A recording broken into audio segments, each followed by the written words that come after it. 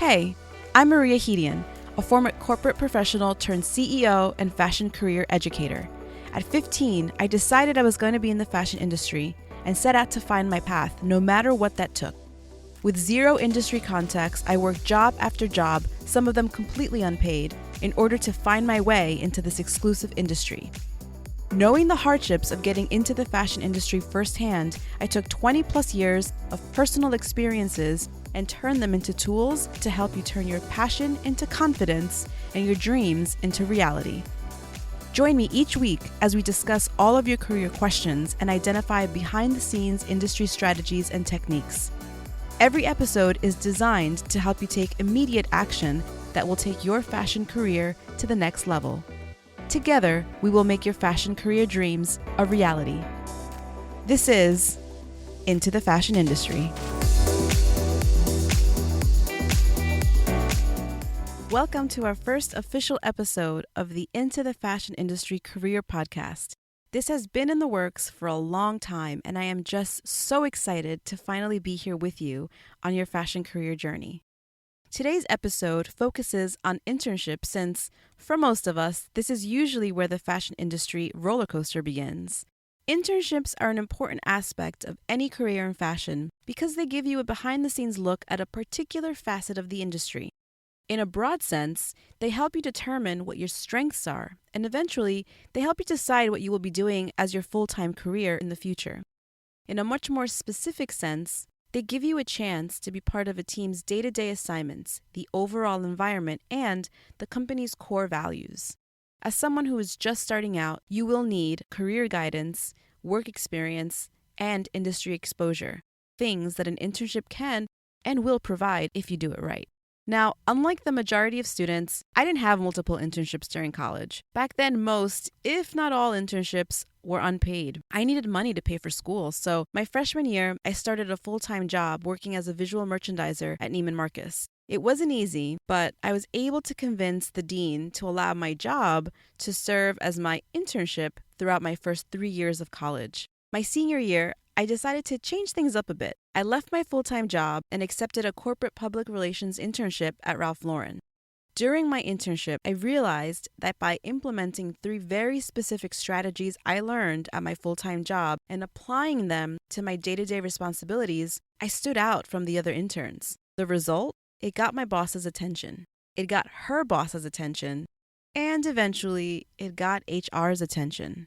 Shortly after my internship was over, I was offered a role that was created specifically for me within Ralph Lauren's marketing department. Now, let's break down the 3 specific strategies you have to implement in your internship, whether you have one now or whether you'll be starting one in the future, to ensure that you are the MVP. And who knows, maybe you too will get a job out of it. Let's jump in.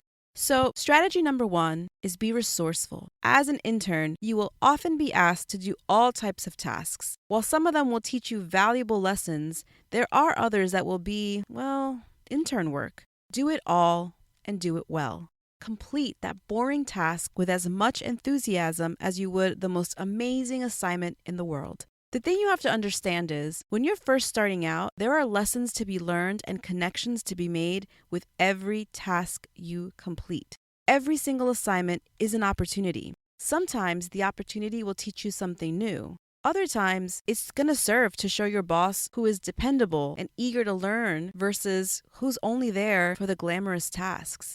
For example, you may be asked to organize the fashion closet. Now, as an intern, this is a rite of passage. You are being trusted to organize the room that will be utilized for any number of things, from editor walkthroughs to photo shoot garment selection. But don't roll your eyes just yet. There is a reason interns are asked to do this, and no, it's not just to waste time or because your boss had nothing better for you to do.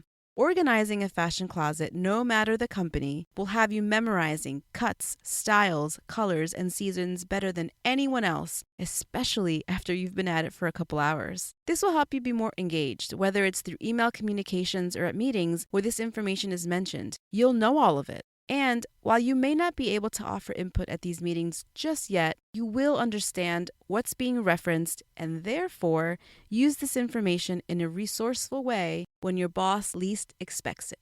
In the end, when it comes time for supervisors to decide whether to extend a job offer after the internship is over, the intern who treated their time with the company like a job will always win. Now, strategy number 2, know it all. I know, you're probably saying, Maria, I took an internship to learn. How do you expect me to know it all? There are 2 very specific parts to this strategy. Let me explain.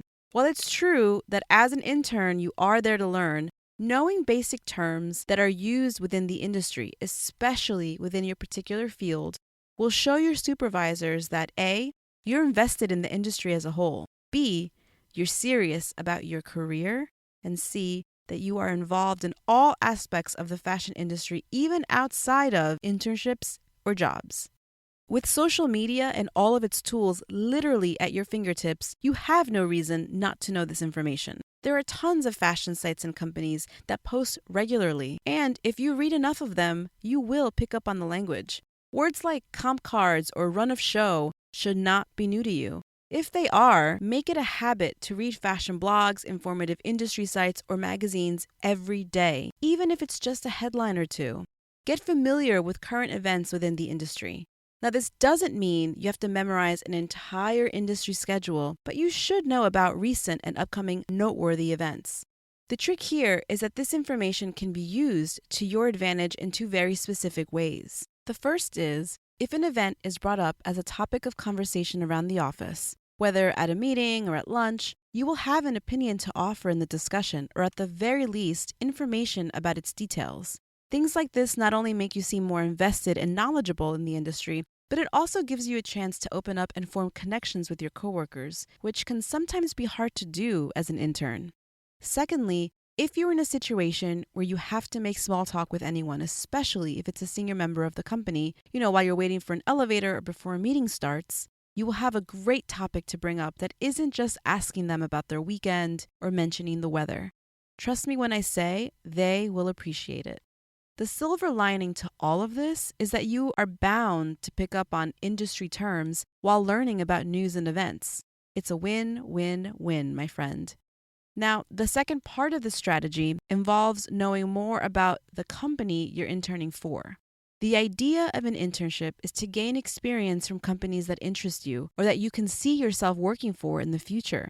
And while there is no set rule about how much you should know about the company you're interning for, doing so shows your supervisors the eagerness you have for growing your career. Doing your homework before starting, especially for the interview, shows that you have initiative and are invested in this new experience. On the other hand, not knowing anything about the company shows employers that while you could be a great candidate, you're not fully invested in the company, which could set you back when competing with others for a place within the company, even at the intern level. Learn the names of the key players and their competitors. If you can, learn a few details about the company's history too. The more you know, the better equipped you will be to answer any questions and understand the dynamics of the company. It is important to note that if you're considering applying for a full-time position, you should also look into turnover percentage, diversity, and the estimated length of time people have been with the company. The third and final strategy is time management. Again, many of you think that an internship is where you will learn how to manage your time better, but this is not necessarily the case. While there are basic time management skills we acquire from things like childhood jobs, from school, and even from doing things around the house, time management within a fashion company is different and demands a much faster pace. First things first, I know this should go without saying, but I'm going to say it anyway because it's just that important. Whether it's your first day or your 100th, whether it's your internship or your full-time job, always, always, always be on time. Punctuality is a sign of respect, no matter who you're working for or what you're doing.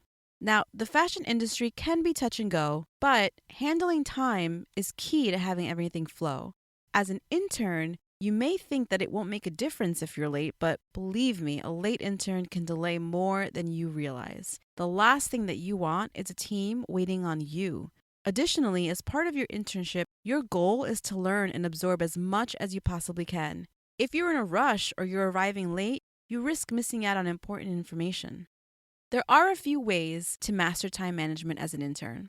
First, plan out your day, giving yourself additional time to get to wherever you need to go. For example, if you need to take public transportation to get to another building for a meeting, leave lots of extra time just in case there are delays that are out of your control. As someone who has worked in New York City the majority of her life, this one is so important, especially as an intern.